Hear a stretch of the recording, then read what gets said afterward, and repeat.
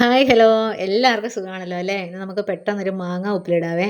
Easy ആട്ടോ ഇത് ചെയ്യാനേ. ഇത് ആദ്യമേ തന്നെ ഒരു മാങ്ങ എടുത്തിട്ട് അതിൻ്റെ പുറത്തെ തൊലി കത്തിയും കൊണ്ട് നല്ലപോലെ ചുരണ്ടിക്കളയണേ. എന്ന് പറഞ്ഞാൽ ഇതിൽ കറുത്ത കുത്തുകുത്തും ചെറിയ കേടുപോലെ പാടുകളും ഒക്കെ കാണുവേ. ആ പാടൊക്കെ നമ്മൾ നല്ലപോലെ ചുരണ്ടിക്കളഞ്ഞ് നല്ലപോലെ കഴുകി തുടച്ചെടുക്കണം കേട്ടോ. അതിനാന്ന് വെച്ചാൽ ഈ മാങ്ങയുടെ തൊലി നമ്മൾ കഴിക്കുന്നുണ്ടേ, അതുകൊണ്ട് ഞാൻ അങ്ങനെ പറഞ്ഞു കേട്ടോ.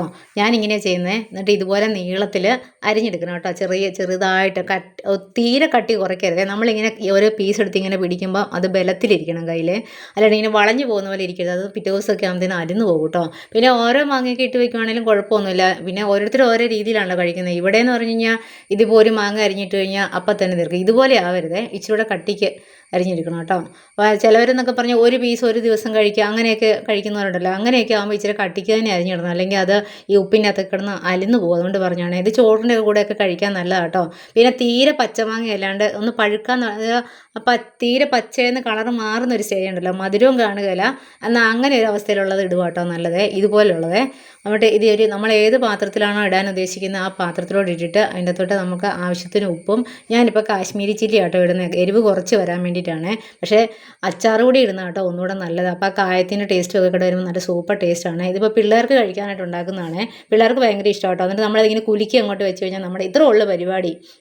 നല്ല സൂപ്പർ ടേസ്റ്റാണ് ഇത്. ചോറിൻ്റെ കൂടെ കഴിക്കാനും നല്ലതാണ് കേട്ടോ.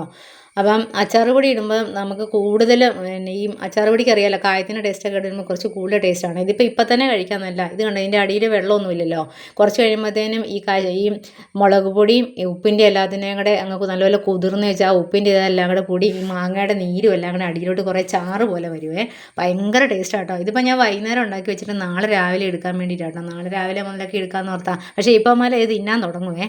ഭയങ്കര ഇഷ്ടമാണ്. പിന്നെ ഈ അച്ചാർ പൊടി ഇടുമ്പോൾ കൊച്ചു പിള്ളേരൊക്കെ ആകുമ്പോൾ കൂടുതൽ പുകയും, ഈ അച്ചാർ പൊടിയൊക്കെ ഇച്ചിരി കുത്തൽ കൂടുതലുണ്ട്. അതുകൊണ്ടാട്ടോ ഞാൻ കാശ്മീരി ചില്ലി ഇട്ടത്. ഇതിപ്പോൾ രാവിലെ കിട്ടി കേട്ടോ, എനിക്ക് രാവിലത്തേക്ക് ഉണ്ടായിരുന്നു. അപ്പോൾ എടുത്ത് നോക്കിയപ്പോൾ ഇത് ഇതുപോലെ ആയി കേട്ടോ, നല്ലപോലെ കുതിർന്ന്. പക്ഷേ പെട്ടെന്ന് തന്നെ എല്ലാവരും കഴിച്ച് തീർത്ത് ഇപ്പോൾ ഇത്രയോ ആയി.